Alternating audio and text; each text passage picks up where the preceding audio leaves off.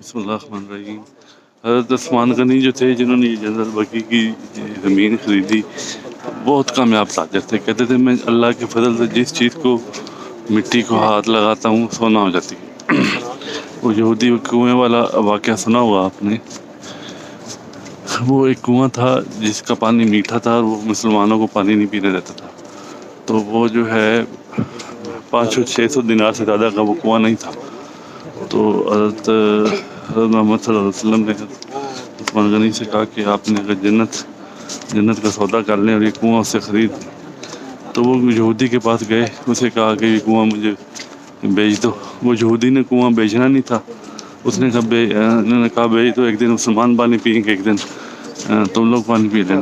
تو اس نے چونکہ کنواں بیچنا نہیں تھا، اس نے کہا میں اتنے پیسے مانگتا ہوں کہ یہ کنواں خریدیں ہی نا۔ 500-600 دینار کا تھا، اس نے 5000 دینار مانگ لی۔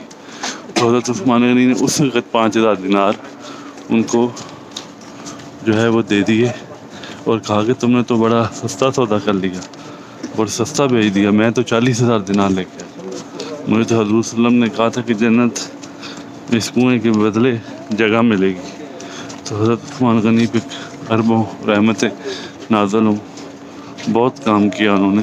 جتنے بھی مانے کے صحابہ بھی تھے، خلفائے راشدین تھے، اللہ تعالیٰ ان سب پہ کروڑوں اربوں رحمتیں نازل کر رہے ہیں۔ اور جو ہے ہمارے کہنے سے تو نہیں، وہ تو آلریڈی اعلیٰ ہستیاں ہیں۔ اللہ سبحانہ و تعالیٰ ہمیں بھی ہدایت دے۔